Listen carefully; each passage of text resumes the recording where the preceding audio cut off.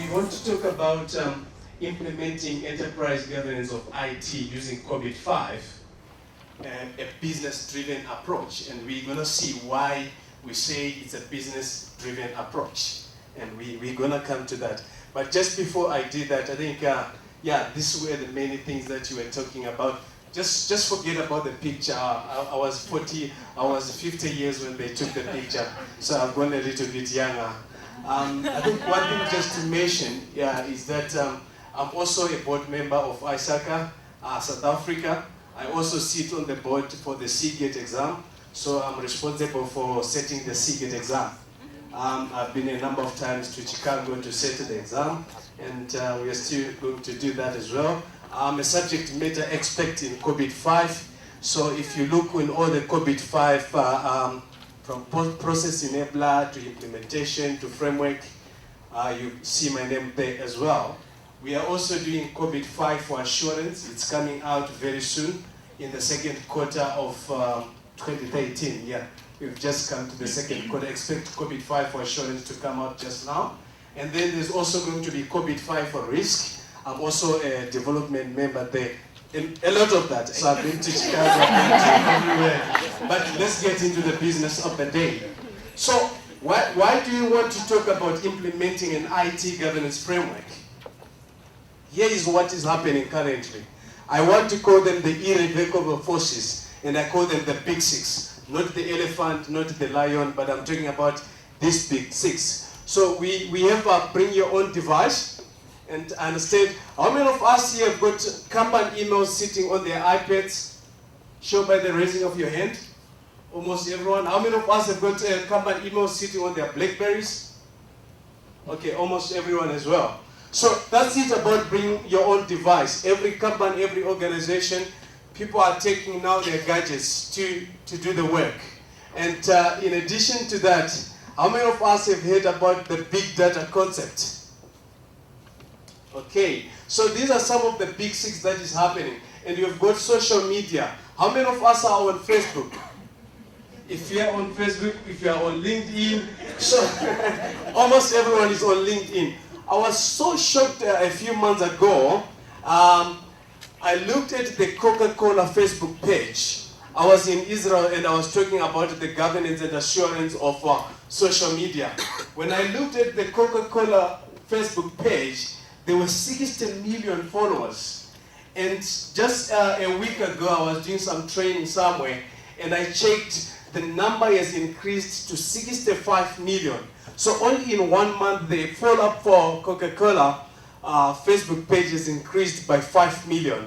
And in addition to that, I think the speaker that was here spoke about cloud computing. These are the things that are happening.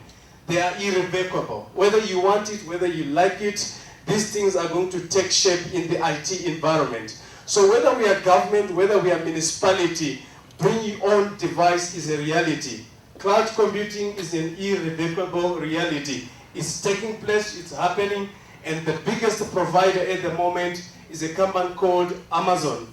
Now, one of the things as well is increased mobility. You can do the work wherever you want it, however you want it, whether you're in a train, whether you're in the plane, you can do that. It's amazing the way these initiatives are taking over the IT world. So, and we also have another development called the Internet of Things. How many of us have seen that if you've got a Gmail account or a YouTube account, automatically when you go to your YouTube, your profile is downloaded automatically? How many of us experienced that? So what that entails is that a user, as an individual, you are being profiled. I always say, be careful about the websites or the videos that you watch, because you are being profiled as an individual. So once we see you, and with the development of Google Glass, we can be able to say, oh, this is the person. So this is the development that is taking place in the IT environment. But what is happening is that the rate at which this technology is developing is superseding the governance and the controls. I've always asked one thing, and I'll take this opportunity to ask people. We have chief audit executives in the room as well. How many of us have got social media as an audit plan, planned for their 2013 audit? Can I see by raising of your hand? How many of us in this room have got bring your own device as one of their scope for the 2013 audit? One person. How many of us are going to audit cloud computing? I've got 3 hands. But what you see is that this is a development that is taking place, and this is where the risk now is lying. So, there is need to shift. How many of us are looking at audit, big data as an audit in 2013? And I'll be speaking in Florida on the changing focus of IT audit. Because what I see at the moment is that a lot of people are focusing on IT general controls, a lot of people are focusing on application control reviews, but the risk is actually shifting to the next. And obviously, we have a lot developed taking place in the legal and regulatory environment. A lot of regulations are taking, and here in South Africa, we now have POPI that have just developed. How many of us have taken a view at the POPI? You've spent some time, looked at the POPI, and determined the implication of POPI on your IT or on your IT environment. So a lot of regulations are taking place, and they've got an impact on the way we do things. They've got an impact on the way you operate as an organization. And you find that most of the organizations are not keeping abreast of the regulations that are coming in, but irrevocably, these things have got an impact on the way you do business. And failure to comply, it results in huge reputational risk. I know we have spoken up this in 2012, Mr. Bob Diamond was actually fired from Barclays because of the Liberate as a result of failing to comply to legal and regulatory compliance. Now, these are the developments that are taking place. But I want to talk about the familiar IT environment. Now, these are the things that are known about the IT environment. Poor integration. I was invited to a certain organization, and I was invited into the IT steering committee, and I was just as an advisor and as an observer. I was shocked to see that more than 5 systems that were implemented that costed the company over 10 to 50 million, they were never utilized. I shall not mention the name of the organization, but just for you to know. So we have got a lot of things that are happening in the current IT environment as it is. We have got wasted resources, and I've just given an example. We have got high costs. IT is known of just chewing up cost, but without delivering the value. We have got complexity. IT, when everyone hears about IT, they think about complexity. They think about the barbed twine that is not working. Everything is not working together. Now we have got slipping through the cracks. They've got a lot of risk within the IT, a lot of unauthorized users, a lot of fraudulence being used through the IT systems, a lot of lack of controls within the IT environment, lack of visibility. Many of the executives are failing to see the value that IT is bringing. I know of an organization that is implementing a system, and that system has costed the organization over 10 billion. And I was just listening to some words today. They are retrenching, despite the fact spending 10 billion in the IT. So this is how the current IT environment is known of. If you ask anyone, this is how they know the IT environment. Right. Now, we want to talk about implementing an IT governance framework. That IT governance framework, I want to say, why do we need an IT governance framework? So we have spoken about the emerging technology, and we have spoken about the legal and regulatory environment. But here is an environment that I like to paint: firefighting approach. Now, what does the firefighting approach mean? So we've got the CIO right at the forefront. We've got the chief security officer and the CEO. All what they're doing on the IT is a firefighting approach. A firefighting approach is that there is no proactive approach to the governance and management of IT.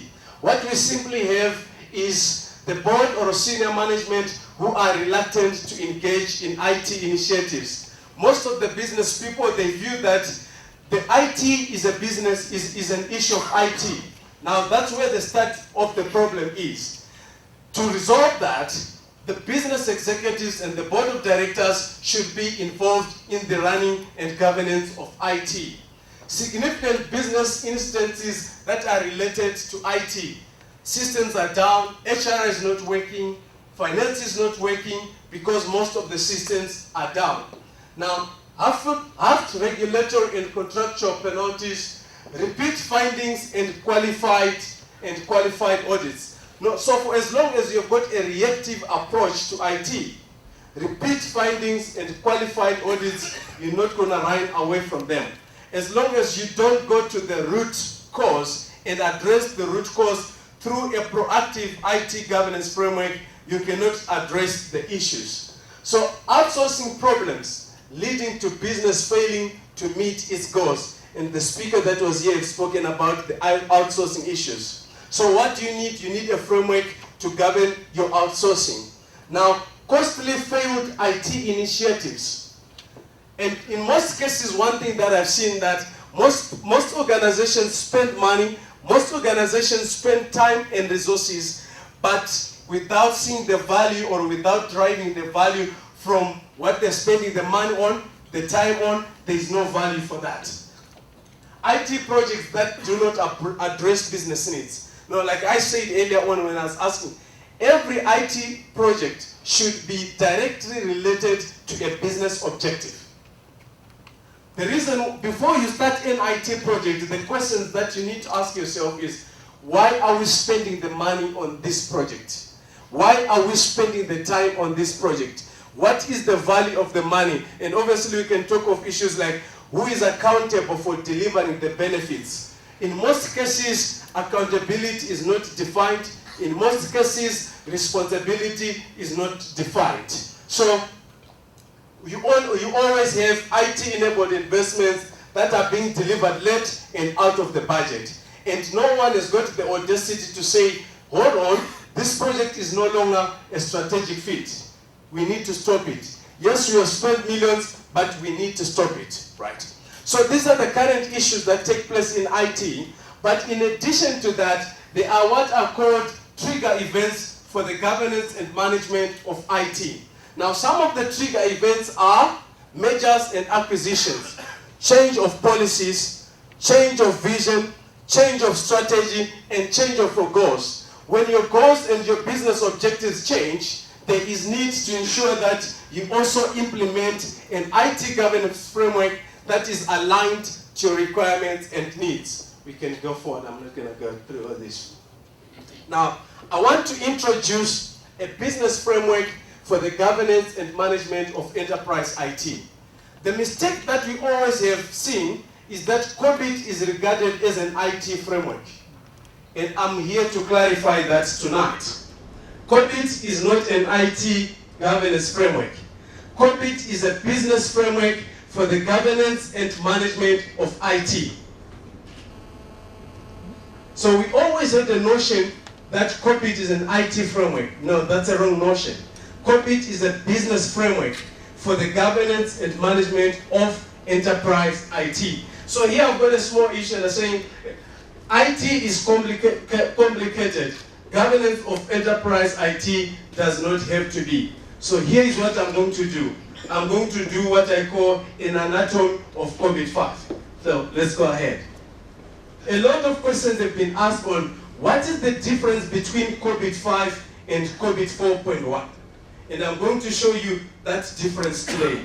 So in COBIT 4.1, we have 4 domains.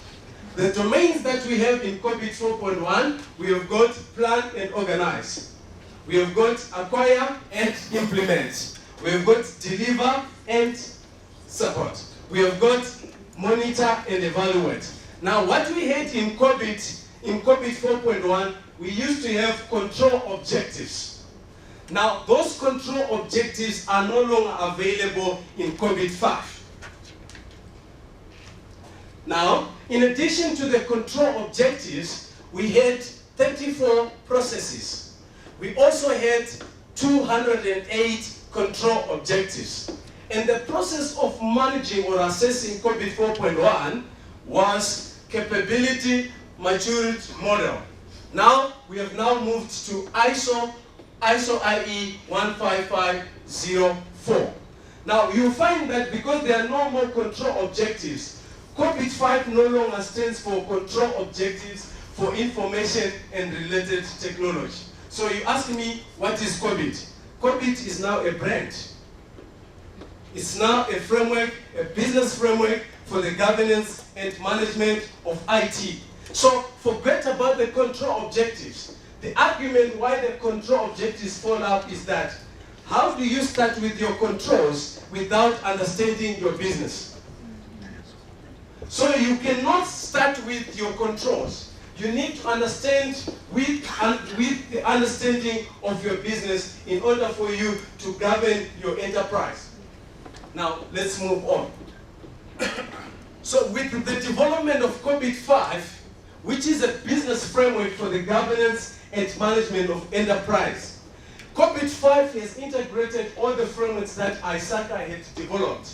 So it has integrated COBIT 4.1, it has integrated Value IT, it has integrated COSO, it has integrated the business model for information security.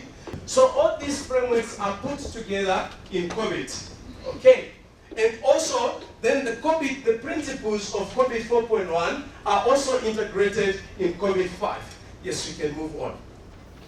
Now, why is COBIT why is COBIT a business-driven framework? I want to show how.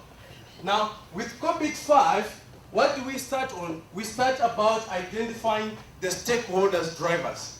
So every organization has got its own stakeholders. The stakeholders of a government organization are different from the stakeholders of a private company. The stakeholders of a bank are different from the stakeholders of a business organization.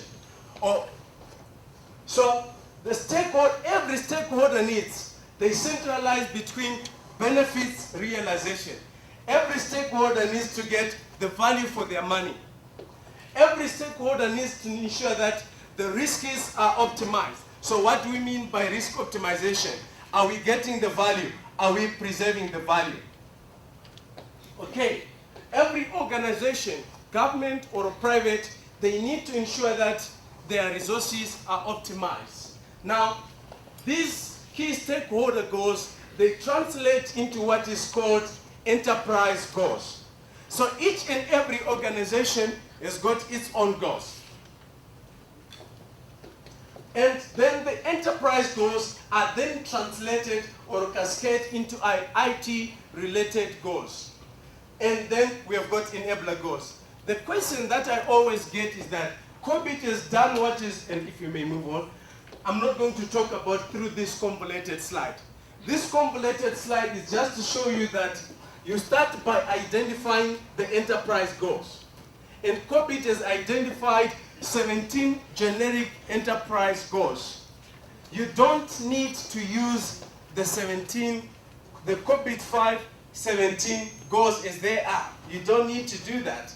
These are just generic goals. So what you're taking here, if you are implementing COBIT 5, you don't go in COBIT 5 and take the 17 goals as they are. You define your own enterprise goals.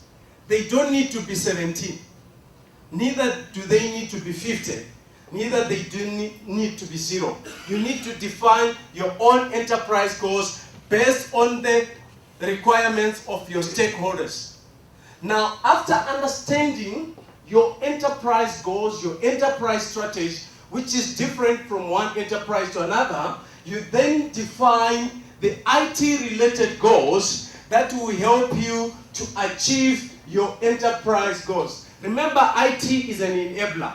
So if you are going to go the cloud direction, what is the business value that you want to achieve by you going to the cloud? Before you go the social media direction, what is the enterprise goal or the enterprise strategy that you need to achieve by going to social media, by going to the cloud, or by utilizing the big data concept? If you say you now want all your employees to bring their own device to the organization, what is the business objective that you want to achieve by that? And how are you going to make sure that that business objective is governed? And those goals are not only goals, but they're being identified from the onset of the stakeholder needs. So if you are in a parastatal, your stakeholder is government. What is their objective? What is an IT component that is going to help them achieve that goal? So that's all about mapping your enterprise goals to your IT goals. So you are using IT to enable the achievement of your goals. We can proceed, sir. Now, what COBIT 5 has done is to identify what are called principles. We didn't used to have these principles in COBIT 4.1. And the principles are meeting stakeholder needs. So, why are you implementing an enterprise governance of IT? Because you want to meet your business stakeholder needs, not your IT stakeholder needs. Because IT is enabling the achievement of your business goals. Okay, the next one is covering an enterprise end-to-end. Because COBIT 5 has incorporated all the best practice, so it enables you to cover the enterprise from end-to-end point of view. You apply a single integrated framework. When you're using COBIT 5, I've visited many convoluted environments. One department is using ITIL, another department is using ISO 2700, another department is using a certain framework, another department is using COSO, another department is using Six Sigma. So there is a convoluted approach. Because you know what? It's starting at a department need goal. But that's not enterprise governance of IT. Enterprise governance of IT is when you start by identifying your stakeholder driver needs, your stakeholder needs, you identify your organizational strategy, and then you define IT goals to achieve your IT. So it's being driven from the top. It's not being driven from the bottom. It's enabling a holistic approach, separating governance from management, and I'm going to come to that quickly. Now, COBIT understands that for you to implement enterprise governance of IT, you need enablers. Now, what are these enablers? We've got policies, principles, and framework. So you need a framework of some kind. The second enabler that we have is processes. You need formalized processes. Processes signed and recognized and agreed at the top. The tone at the top is very key. Another enabler that you have is skills, ethics, and behavior. Very, very, very key. So the tone at the top kind of like determine your ethics and culture. You also need organizational structures. You need structures that are supportive of your enterprise governance of IT initiatives. You need the right information, you need services, infrastructure, and applications, and you also need the right people, the right skills. You don't need relatives, but you need the right skills. Okay, I know I was going to raise some names there. Okay, we can proceed, sir. I'm just rushing this quickly. Now, separating governance from management. In COBIT 4.1, there was no separation of governance and management. Now, what does separating governance from management mean? You have the roles of senior executives and the board defined. And you've got the roles of management well defined. Obviously based on organizational strategy and objectives. That's where all this is cascading from. Now, what does governance do? The role of governance is to evaluate, direct, and monitor. Now, what is the role of management? The role of management is to plan, build, run, and monitor. Now, the question that I always get is, what is the difference between the monitor here and the monitor that is here? So when you plan, build, run, you need to do the monitoring of your planning, your building, and your running. When you direct strategies, you also need to monitor your strategies. Strategies change every day. But one thing that I've seen in most organizations is that the audacity to take decisions and stop projects is not there. So if a certain organization starts a project and they spend $1 billion on the project, but after when you do your monitoring, you do realize that this project is no longer a strategic fit for organization. And I'm going to rev some names as well here. Because they are friends, because they are relatives that are doing the project. So if you stop the project, friends and relatives will lose work. So what happens? We have to continue with the project, even though the project is no longer a strategic fit. And I'm saying, I know this doesn't happen in this in this platform here. I'm just talking.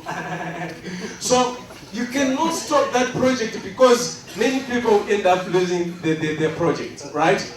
But I think one key component of effective governance, of enterprise governance, is having the audacity to say, hold on guys, we have spent 1 billion, we have spent 5 billion, yes. But this project is no longer in line with our strategy. We need to stop it. That's one success factor of enterprise governance of IT. Now, so this is the key distinction here. Now, the 5 domains that have been introduced in COBIT 5. The first domain is governance. And governance is evaluate, direct, and monitor. That's the governance. The management component is the plan, which is align, plan, and organize. Notice that the first word is align. What are you aligning with? You're aligning with your organizational strategy and objectives. That is key. I always say that if any IT-enabled project or an IT objective cannot be traced to a specific business or enterprise goal, that IT objective should be discarded. You're wasting time. You don't need it. It's of no value to the organization. Now, after you plan, what do you need to do? You build, acquire, and implement, right? That's the build component. It's build, acquire, and implement, right? But what we have now is most organizations, they start here. Or they want to start here. So the run components, they deliver service and support. Obviously, you then provide the monitoring component. Let's go see. Now, in COBIT 5, we have got 37 processes. 37 of those processes are, 5 are in the governance domain, and 32 are in the management domain. We can go ahead.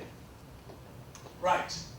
So, and I've just spoken that I'm not going to do. So you see that there is no control objectives in COBIT 5. You can't start with controlling what you don't know.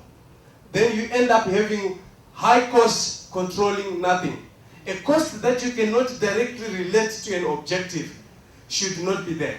A control that you cannot directly map to a business objective, that control should be discarded. Okay.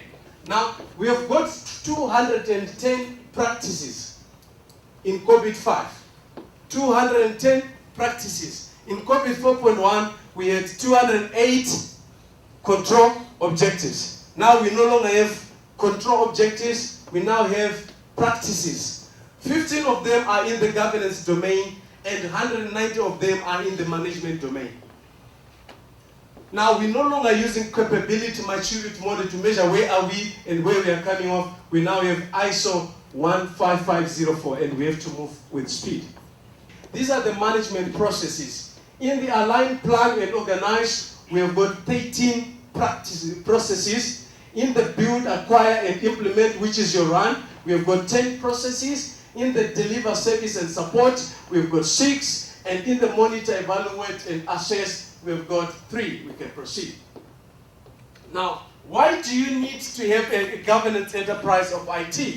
You need that because that enables you to give a common language between management and governance. The reason why people thought that COBIT is an IT framework, because people use IT language when they talk of enterprise IT.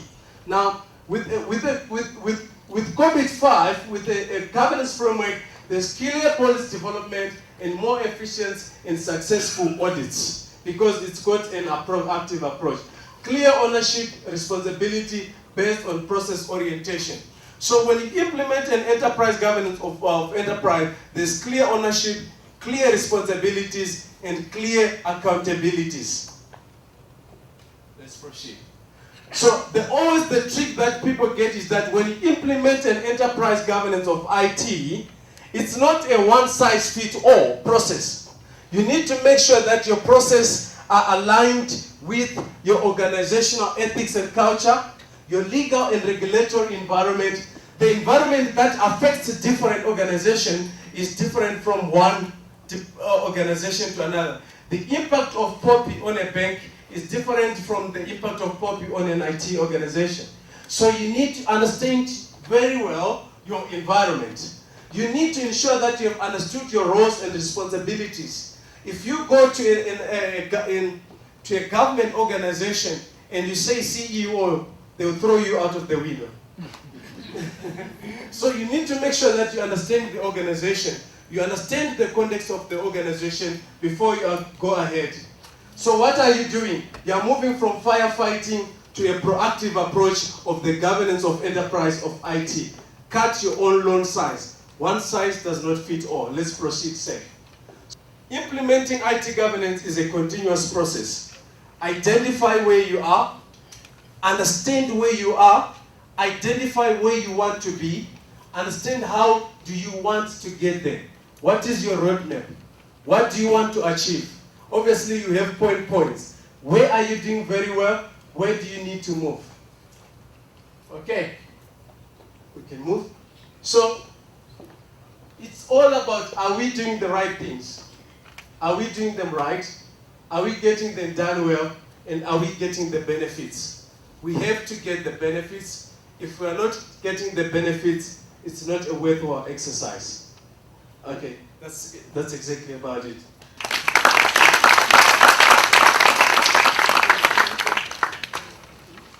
Questions? Hello. When do you think we'll ever get to a point where we're doing proactive work and stop the firefighting approach? Because time and time again this comes up and it's the same story year after year and people sit together and discuss stuff, but you never actually see the change where the proactive starts coming into play and you start seeing the value. My answer to that is that I've seen organizations that are doing that, and I think the speaker that was here spoke about the AG. They've already started to do that. They're doing that. They're taking a proactive approach. I know of organizations that are doing that, where the CEO and the lines of business executives are taking a proactive role in determining the role of IT-enabled projects, IT-enabled investments. They are taking a lead role, and they are implementing COBIT 5. A lot of organizations have started to do that. They've started to put frameworks in place. So I see it coming. Is it a once-off process? No, it's not a once-off process. It's a continuous process. It will take time to get there. But with the right culture, that's why COBIT speaks about the 7 enablers: culture, ethics, behavior, communication, processes, frameworks, principles. Those are the right things. You need to have those things in place. Organizations are starting to do that. Changing culture is an uphill task, but that's the starting point of implementing the right enterprise governance of IT. But can you imagine just going to change a culture of a certain organization in one day? It's going to take you a long time. Any additional question? Yes, sir. Thank you. In terms of the build, acquire, and implement phase, I see there's a lot of processes that talk to change management. Could you elaborate on that for us? I mean, everything that you're going to do without the right change management, it's not going to work. And change management talks about changing the culture, changing the behavior, looking at the ethics. So change management is a key process in all of this. For you to change the culture, you need a good change management. You need the right buy-in, you need the right tone at the top, otherwise you're bound to fail. So you need the appropriate change management. Change management has become pervasive in almost everything that we need to do.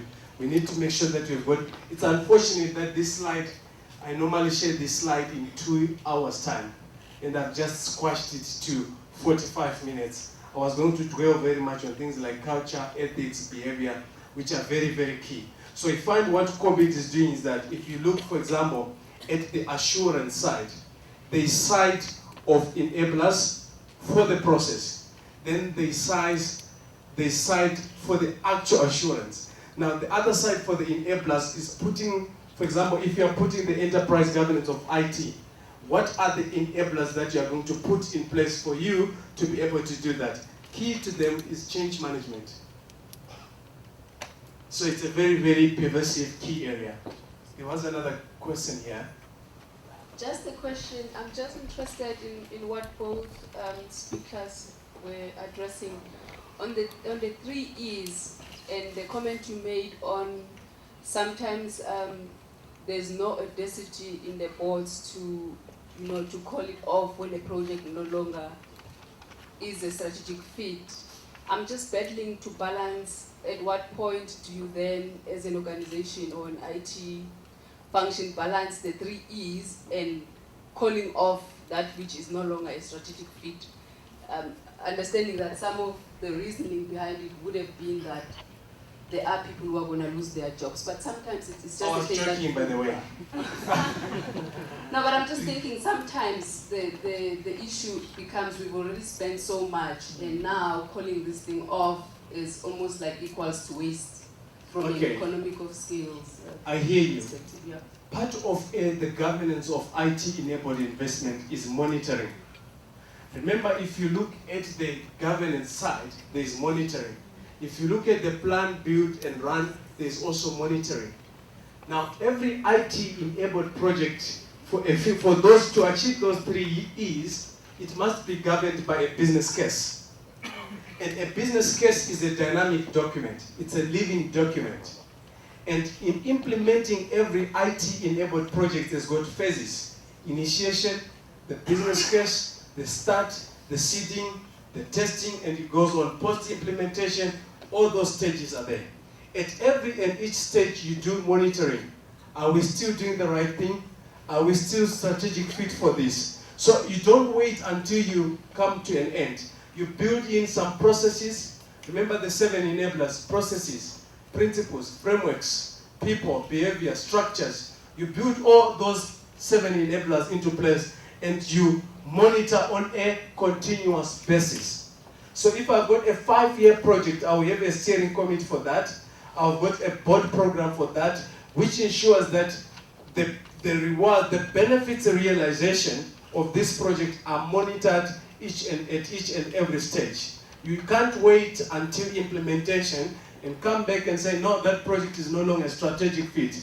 There's what are called gateway stages, or stage gates, where you look at each every gate and say, can we go ahead or not? So if you've got the right structures, the right frameworks, the 3 E's should be able to achieve. I don't know if you want to add something. Thank you very much. Last question. Thanks for the opportunity. It's quite a question. And this one is for me, more than a question, some kind of a humble request. Particular to the EGIT office, the South African Public Service, they have got a recently approved IT governance framework. It's almost only based on the ISO 38500, and there are a couple of issues around implementability around that. So if that could be relooked, I think it would assist the public service very much. Point number one. Point number 2 is, one of the things that is, the 2 things that are going to be important. You can have your own frameworks and processes. Implementability of that becomes very important.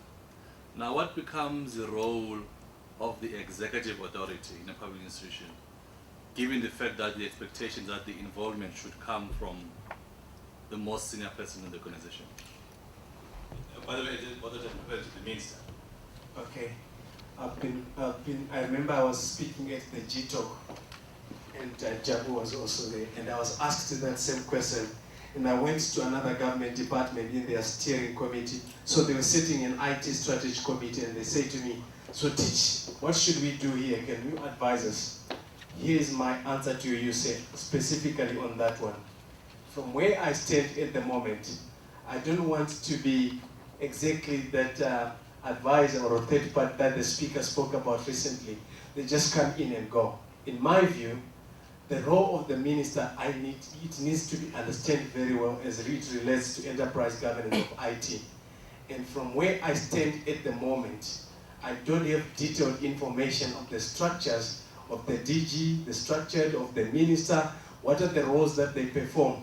If I were to come in, if I were to advise that correctly, I would need a detailed understanding of your ministry.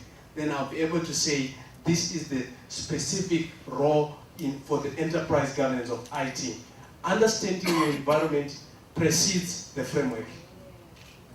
So COBIT 5 does not precede your environment. Your environment precedes COBIT 5. Now, talking about ISO 38500 and COBIT 5. What COBIT 5 has done is all these 5 principles you see here, they are ISO 38500 principles. So COBIT has kind of like integrated all the frameworks together. Now, here is also the thing. If you look at COBIT 5, I spoke about the 17 generic goals. COBIT 5 does not take the 17 generic goals. We have got over 210 practices. COBIT 5 does not take all the 210 practices. Understand your organization, which processes and procedures suit your organization, and then you map the road forward.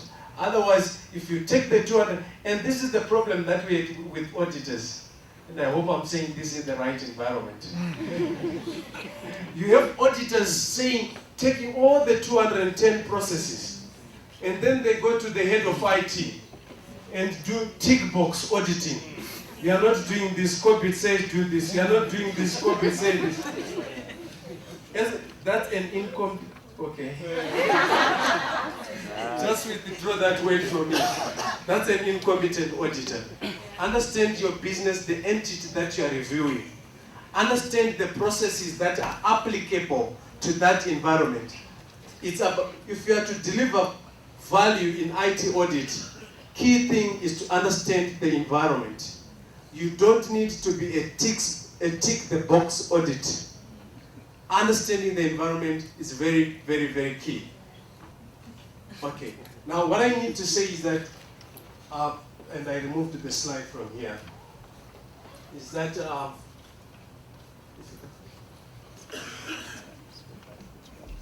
COBIT is implementing this COBIT 5 assessment. So there's a whole pack in assessment. It enables you how to assess COBIT 5.